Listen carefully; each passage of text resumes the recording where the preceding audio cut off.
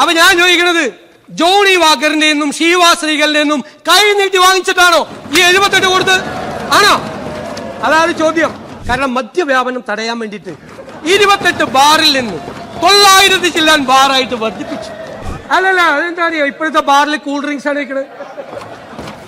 ഇനി ഏറ്റവും പ്രധാനപ്പെട്ട ഒരു കാര്യം, ലിക്കറിന് ടാക്സ് ഏർപ്പെടുത്തി. ബക്കാടി കമ്പനിയുമായി ഏർപ്പെട്ടിട്ടാണ് മുഖ്യമന്ത്രി ഇത് ചെയ്തത്. എത്ര കിട്ടി അല്ലേ? ഞാൻ പറഞ്ഞുതരാം എത്ര കിട്ടിയെന്ന് ഞാൻ പറഞ്ഞുതരാം. ഈ പരിപാടി തുടങ്ങിയെന്നാണെന്നറിയാമോ? ഇപ്പൊ എനിക്കെതിരായിട്ട് പറഞ്ഞ ഇപ്പോഴത്തെ party secretary M V Govindan excise മന്ത്രിയാണ്. അന്നത്തെ എക്സൈസ് മന്ത്രി പറയാണ്, ബർക്കാടി ഇന്ത്യ സമാനമായ മറ്റ് അപേക്ഷകളും ഒരുമിപ്പിച്ച് വീര്യം കുറഞ്ഞ മദ്യത്തിന് വ്യക്തമായ നിർവചനം നൽകി വിശദമായ റിപ്പോർട്ട് അടിയന്തരമായി സമർപ്പിക്കുക. ഇനി കേട്ടോ, ഈ വീര്യം കുറഞ്ഞ മദ്യം കേരളത്തിൽ ഇറങ്ങിയാൽ ഇപ്പോഴും പറഞ്ഞു യുവതലമുറയെ മുഴുവൻ നശിപ്പിച്ചു കളയും. 3/2022 ആ സർക്കാരിന്റെ മദ്യനയം ഐറ്റം 25 ഏത് LDF സർക്കാരിന്റെ ഉദയഭാനു കമ്മീഷന്റെ ശുപാർശയിൽ വീര്യം കുറഞ്ഞ മദ്യം പ്രോത്സാഹിപ്പിക്കാൻ ശുപാർശ ചെയ്തിട്ടുണ്ട്. അതുകൊണ്ട് സംസ്ഥാനത്ത് 20% വരെ വീര്യമുള്ള മദ്യം ലഭ്യമാക്കുന്നതിന് നടപടി സ്വീകരിക്കും. വീര്യം കുറഞ്ഞ മദ്യം കേരളത്തിൽ ഇറങ്ങിയാൽ അപകടമാണ് എന്ന് പറഞ്ഞ സർക്കാരിന്റെ മദ്യനയം ബഹളമൊന്നും ഉണ്ടാക്കണ്ട, മുഴുവൻ കേക്ക്. അന്നത്തെ എക്സൈസ് മന്ത്രി അസംബ്ലിയിൽ പറഞ്ഞ ഉത്തരം, ബക്കാടി ഇന്ത്യ ലിമിറ്റഡ് എന്ന സ്ഥാപനം അവരുടെ ഉൽപ്പന്നങ്ങളായ ബ്രീസർ, ബക്കാടി പ്ലസ് എന്നീ ലഹരി പാനീയങ്ങൾ കേരളത്തിൽ വിൽപ്പന നടത്തുന്നതിന് അനുമതിക്ക് അപേക്ഷ സമർപ്പിച്ചിരുന്നു. 2022-23 വർഷത്തിലെ മദ്യനയത്തിൽ പ്രഖ്യാപിച്ചിട്ടുള്ള പ്രകാരം 0.5 മുതൽ 20 വരെയുള്ള ആൽക്കഹോൾ കണ്ടന്റുള്ള മദ്യം വിപണനം നടത്തുന്നതിന് വിദേശ മദ്യ ചട്ടത്തിൽ ഭേദഗതി വരുത്തിയിട്ടുണ്ട്. ഫോറിൻ ലിക്കർ റൂൾസിൽ അമെന്റ്മെന്റ് നടത്തി. അത് കഴിഞ്ഞിട്ട് ബക്കാടി ചോദിച്ചു, അത് ബിയറിനും വൈനിനും ഇടയ്ക്കുള്ള ഒരു സംഭവം വേണമെന്ന്. അപ്പോ ബിയറിന്റെ ടാക്സ് എന്ന് പറയുന്നത് 116%, വൈനിന്റേത് 86%. ഇതിന്റെ ഇടയിൽ ഒരു ടാക്സ്, അതിന്റെ നടപടിക്രമങ്ങൾ ഫയലായി. ഇലക്ഷൻ ആയതുകൊണ്ടാണ് കൊടുക്കാറുള്ളത്. ഈ 86-നും 116-നും ഇടയിൽ വെക്കണമെന്നാണ് പറഞ്ഞത്. നമ്മുടെ മുമ്പിൽ ഈ ഫയൽ വന്നു. ഈ ഫയൽ ബജറ്റ് തയ്യാറാക്കുന്നതിന് മുമ്പ് വന്നു. ശരവേഗം തീരുമാനമെടുത്തെന്നാണ്. അതിങ്ങനെ ഓടിപ്പോയി 7 ഉദ്യോഗസ്ഥന്മാരെടുത്ത് പോയെന്ന് പറഞ്ഞു. ഇവിടെ ഒരു സർക്കാർ ബജറ്റ് അവതരിപ്പിക്കുമ്പോൾ ടാക്സ് തീരുമാനിക്കുന്നത് തലയാഴ്ചയാണ്. തലേ ദിവസം രാത്രിയാണ് ഫൈനലൈസ് ചെയ്യുന്നത്, ആണല്ലോ. എന്നിട്ട് രാത്രി 1 മണി കഴിഞ്ഞിട്ടാണ് ടാക്സ് പോർഷൻ പ്രിന്റ് ചെയ്യാൻ കൊടുക്കുന്നത്. ധനകാര്യമന്ത്രിയായിരുന്നു, അദ്ദേഹത്തിന് അറിയാം. ഇത് ഞങ്ങൾ എന്താ തീരുമാനിക്കാൻ കാര്യം? അവര് പറഞ്ഞ ഈ 86-നും 116-നും ഇടയിലല്ല നമ്മൾ വെച്ചത്. നമ്മൾ 0.5 തൊട്ട് 10 വരെ 120% വെച്ചു. 10% മുതൽ 20% വരെ 175% വെച്ചു. ഞങ്ങൾ മറ്റ് സംസ്ഥാനങ്ങളുടെ എല്ലാം ഈ വീര്യം കുറഞ്ഞ മദ്യത്തിന്റെ ടാക്സ് പരിശോധിച്ചു. കേരളത്തിലാണ് ഈ വെച്ചിരിക്കുന്നതാണ് ഏറ്റവും കൂടിയ ടാക്സ്. ഇനി ഒരു കാര്യം കൂടി അറിയണം. നമ്മുടെ മുൻ ധനകാര്യമന്ത്രി 2018-19 ഒരു ടാക്സ് അവതരിപ്പിച്ചു. എന്തിനാണെന്നറിയോ?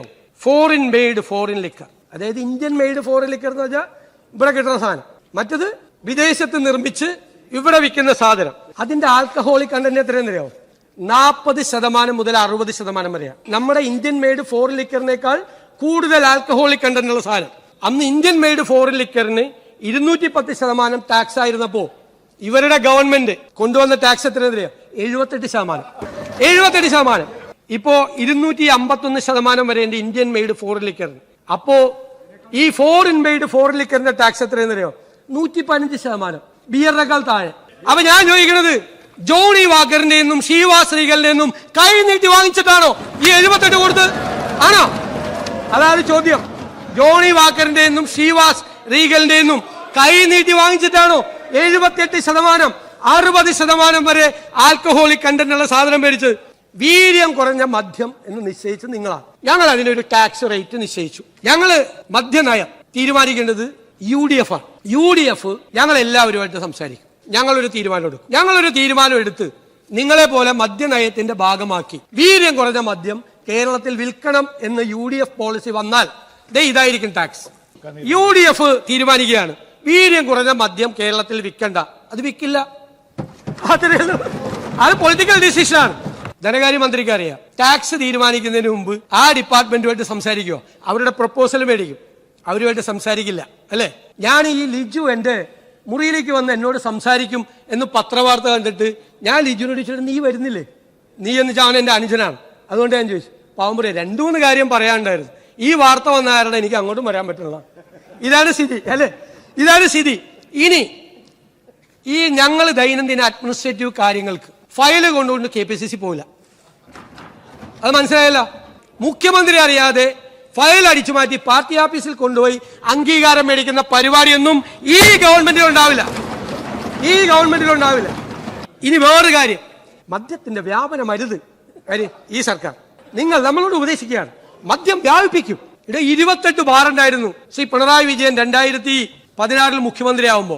ഇപ്പൊ കേരളത്തിലെ ബാറിന്റെ എണ്ണത്തിന് 900 ചില്ലാൻ ബാറായി. കാരണം മദ്യവ്യാപനം തടയാൻ വേണ്ടിയിട്ട് 28 ബാറിൽ നിന്ന് 900 ചില്ലാൻ ബാറായിട്ട് വർദ്ധിപ്പിച്ചു. ബീവറേജ് കോർപ്പറേഷന്റെ അതെന്താ അറിയോ, ഇപ്പോഴത്തെ ബാറിൽ കൂൾ ഡ്രിങ്ക്സ് ആണ് വെക്കുന്നത്. മനസ്സിലായില്ലേ? 28 ബാറിൽ നിന്ന് 900 ചില്ലാൻ ബാറാക്കി കേരളത്തിൽ മദ്യം ഒഴുക്കിയ ഒരു സർക്കാരിന്റെ പ്രതിനിധികൾ വന്ന് ഞങ്ങൾക്ക് ഉപദേശം നൽകുകയാണ്. മദ്യം വ്യാപിപ്പിക്കരുത്, മദ്യം വിഷമാണ്. ഞങ്ങൾ ഇതിന്ന് അങ്ങനെയൊന്നും പറയാത്താണ്. പക്ഷേ എത്ര കിട്ടിയെന്ന് ചോദിച്ചു കഴിഞ്ഞാൽ ഇതല്ലേ മറുപടി കൊടുക്കേണ്ടത്, അല്ലേ? എത്ര കിട്ടിയെന്ന് ചോദിച്ചു കഴിഞ്ഞാൽ അവരോടൊക്കെ എത്ര പ്രാവശ്യം മേടിച്ചു എന്നാണ് ചോദിക്കേണ്ടത്. ഞാൻ ചോദിക്കില്ല.